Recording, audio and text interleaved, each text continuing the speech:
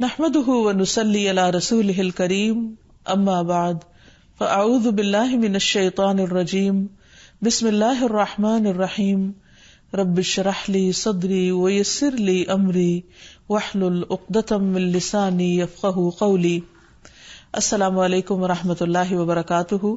ناظرین، پروگرام دعا کیجیے کے ساتھ آپ کی خدمت میں حاضر ہیں. آج ہم انشاءاللہ اولاد کے لیے کی جانے والی دعاؤں کے بارے میں بات کریں گے کہ قرآن و سنت میں ہمیں اس بارے میں کیا رہنمائی ملتی ہے.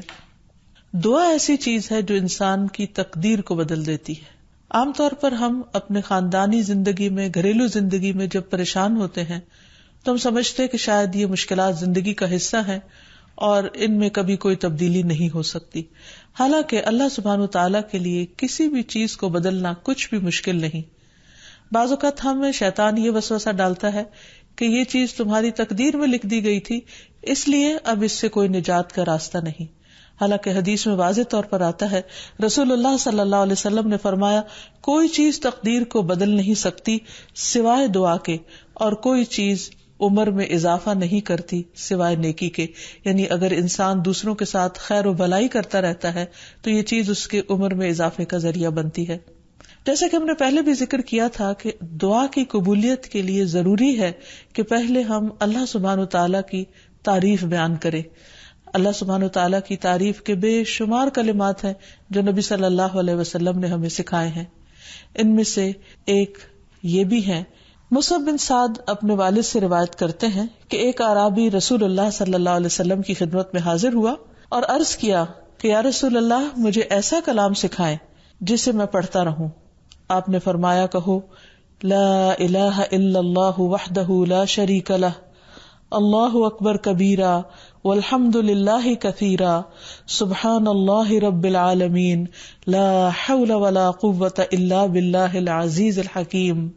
اللہ کے سوا کوئی الہ نہیں، وہ اکیلا ہے، اس کا کوئی شریک نہیں، اللہ سب سے بڑا ہے، بہت بڑا، اور تمام تعریفیں اللہ کے لیے ہیں، بہت زیادہ.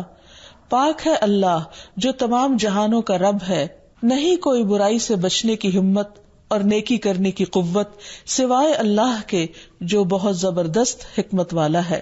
اولاد کے لیے بھی ہمیں قرآن و سنت میں دعائیں سکھائی گئی ہیں اور ان کا بھی اہتمام کرنا چاہیے.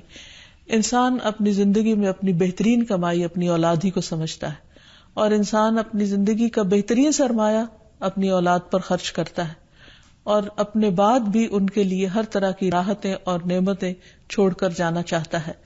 لیکن اگر اولاد نیک ہو تو وہ والدین کے لیے صدقہ جاریہ بھی بنتی ہے، اور والدین کے خون پسینے کی کمائی کو ان کی زندگی میں اور ان کی زندگی کے بعد بہترین جگہوں پر استعمال کرتی. لیکن اگر اولاد بگڑی ہوئی ہو تو زندگی میں بھی انسان کے لیے اذیت اور عذاب ہے، اور بعد میں بھی اس کے مال کو ضائع کرنے والی ہوتی ہے اور اس کے لیے بدنامی کا سبب بنتی ہے. اس لیے خصوصی طور پر اولاد کے لیے دعائیں کرتے رہنا چاہیے. نبی صلی اللہ علیہ وسلم نے فرمایا، 3 قسم کے لوگوں کی دعائیں قبول ہوتی ہیں اور ان کی قبولیت میں کوئی شک و شبہ نہیں: مظلوم کی دعا، مسافر کی دعا، اور والد کی دعا اپنی اولاد کے لیے. یعنی جب باپ اپنے بچوں کے لیے دعا کرتا ہے تو وہ دعا بھی قبول ہوتی ہے. اسی طرح نبی صلی اللہ علیہ وسلم نے اس بات سے بھی منع کیا کہ کوئی اپنی اولاد کے خلاف دعا کرے یا اس کو بد دعا دے، کیونکہ وہ بھی قبول ہو جاتی ہے اور پھر انسان کے لیے پریشانی کا باعث بنتی ہے. اس سلسلے میں نبی صلی اللہ علیہ وسلم نے فرمایا، اپنی اولاد کو بد دعا نہ دو، ایسا نہ ہو کہ وہ اللہ کی طرف سے قبولیت کی گھڑی ہو اور وہ تمہارے لیے قبول کر لے. اور اگر انسان کی ایسی دعا قبول ہو جائے تو پھر انسان کے لیے سخت پریشانی کا باعث ہو سکتی ہے یہ بات.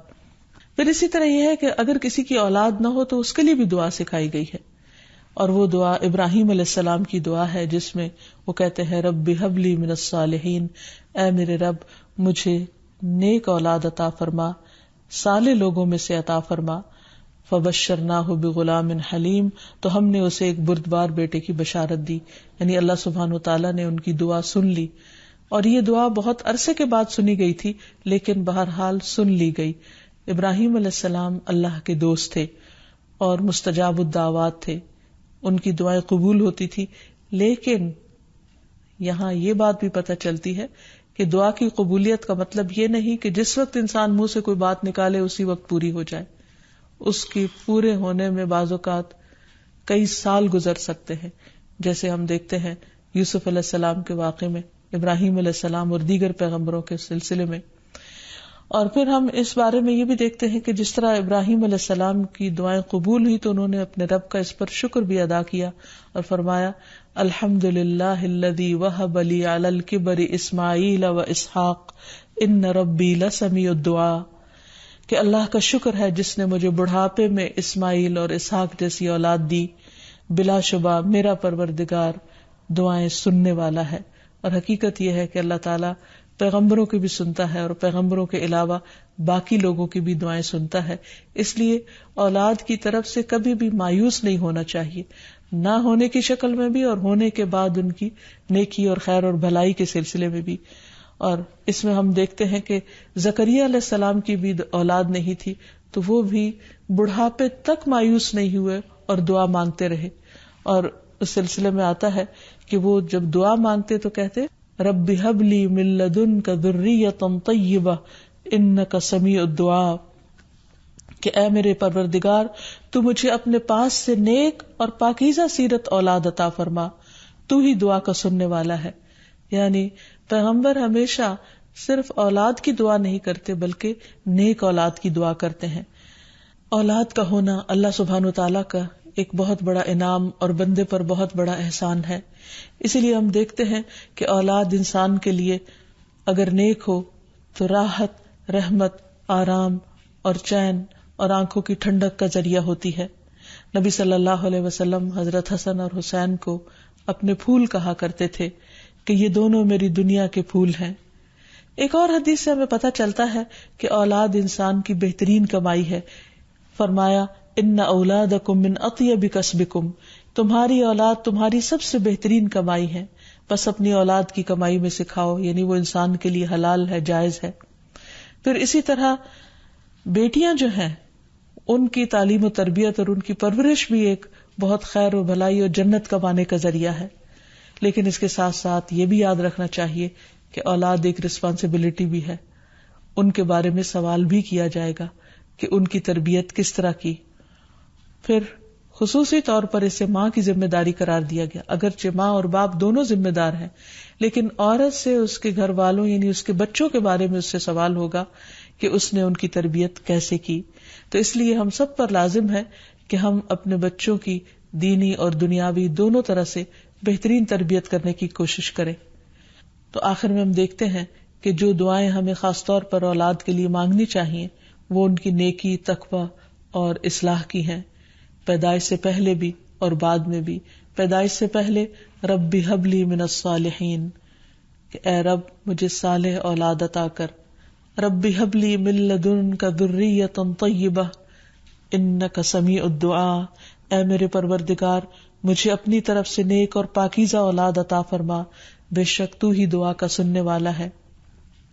پھر اسی طرح اولاد کو شیطان سے محفوظ رکھنے کی دعا بھی کرنی چاہیے، جس طرح حضرت مریم کی والدہ نے ان کی پیدائش سے پہلے دعا کی. پھر اسی طرح اپنی اولاد کو شیطان مردود سے بچانے کی بھی دعا کرنی چاہیے، جیسے حضرت مریم علیہ السلام کی والدہ نے ان کی پیدائش کے وقت یہ دعا مانگی تھی، وَإِنِّي أُعِيذُهَا بِكَ وَذُرِّيَّتَهَا مِنَ الشَّيْطَانِ الرَّجِيمِ، اور بے شک میں اس کو اور اس کی اولاد کو شیطان مردود سے تیری پناہ میں دیتی ہوں. پھر اسی طرح ایسی اولاد مانگنی چاہیے کہ جو انسان کے لیگیسی کو آگے لے کر چل سکے اور اس کے علمی ورثے کو سنبھالنے والی ہو، جیسے زکریا علیہ السلام نے دعا کی تھی.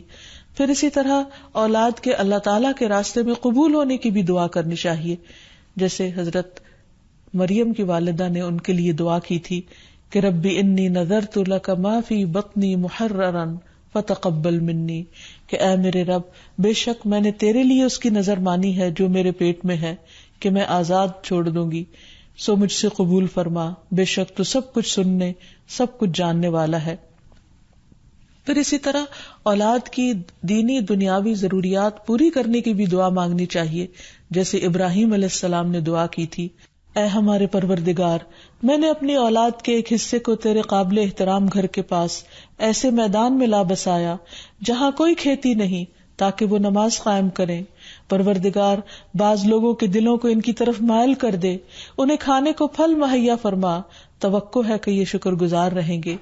اسی طرح ابراہیم علیہ السلام نے اپنی اولاد کے کھانے میں برکت کی دعا کی، اللہم بارک لہم فی اللحم والماء، اے اللہ ان کے گوشت اور پانی میں برکت نازل فرما۔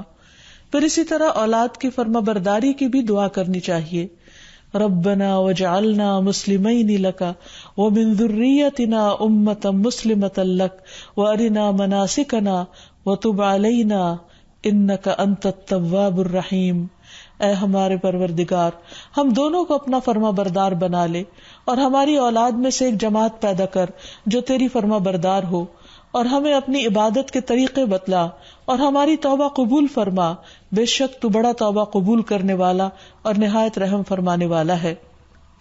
پھر اسی طرح اولاد کی اصلاح کی دعا کرنی چاہیے، رب اوزعنی ان اشکر نعمتک التی انعمت علی وعلی والدی وان اعمل صالحا ترضاہ واصلح لی فی ذریتی انی تبت الیک وانی من المسلمین۔ اے میرے پروردگار، مجھے توفیق دے کہ میں تیرے اس احسان کا شکر ادا کروں جو تو نے مجھ پر اور میرے والدین پر کیا، اور یہ بھی کہ میں ایسے اچھے عمل کروں جو تجھے پسند ہو، اور میری خاطر میری اولاد کی اصلاح کر، میں تیرے حضور توبہ کرتا ہوں اور بلا شبہ میں فرما بردار ہوں۔ اسی طرح اولاد کی نماز قائم کرنے کی دعا کرنی چاہیے، رب اجعلنی مقیم الصلاۃ ومن ذریتی ربنا وتقبل دعا ربنا اغفر لی ولوالدی وللمؤمنین یوم یقوم الحساب۔ اے میرے رب، مجھے بھی اور میری اولاد کو بھی نماز قائم رکھنے والا بنا، پروردگار میری یہ دعا قبول فرما۔ اسی طرح اولاد کے شرک سے بچنے کی دعا کرنی چاہیے، وَجْنُبْنِي وَبَنِيَّ أَن نَعْبُدَ الْأَصْنَامَ، اور مجھے بھی اور میری اولاد کو بھی اس بات سے بچائے رکھنا کہ ہم بتوں کی عبادت کریں۔ پھر اسی طرح اولاد کی خرابیوں سے، پریشانی سے بچنے کی دعا بھی کرنی چاہیے، جیسے نبی صلی اللہ علیہ وسلم نے دعا سکھائی کہ وَمِن وَلَدٍ يَكُونُ عَلَيَّ رَبًّا، کہ ایسی اولاد سے مجھے بچائے یا رب جو میری آقا بن بیٹھے۔ پھر اسی طرح دوسروں کی اولاد اور دوسروں کے بچوں کے لیے بھی دعا کرنی چاہیے، کیونکہ انسان جب اپنے لیے خیر چاہتا ہے تو وہ خیر دوسرے کے لیے بھی پسند کرنی چاہیے، اور جب دوسرے کے لیے دعا کرے گا تو وہ خیر اس کی طرف لوٹے گی جو کسی کے لیے بھلا چاہے گا۔ اور اس کے لیے ہم دیکھتے ہیں کہ نبی صلی اللہ علیہ وسلم نے حضرت انس کے لیے خصوصی طور پر دعا کی تھی ان کی والدہ کی فرمائش پر، اللہم اکثر مالہ وولدہ، اے اللہ اس کے مال اور اولاد میں کثرت کر۔ اور ہم دیکھتے ہیں کہ حضرت انس رضی اللہ تعالیٰ عنہ کے حق میں نبی صلی اللہ علیہ وسلم کی یہ دعا قبول ہو گئی۔ تو اللہ تعالیٰ سے دعا ہے کہ وہ ہمیں اپنے ازواج اور اولاد میں آنکھوں کی ٹھنڈک نصیب کرے، اور یہ دعائیں ہمیں سکھا دے تاکہ ہم اپنی اولاد کی دنیا اور آخرت کی بھلائیاں مانگتے رہیں اور اللہ کی رحمت سے کبھی بھی مایوس نہ ہوں۔ وآخر دعوانا ان الحمد للہ رب العالمین۔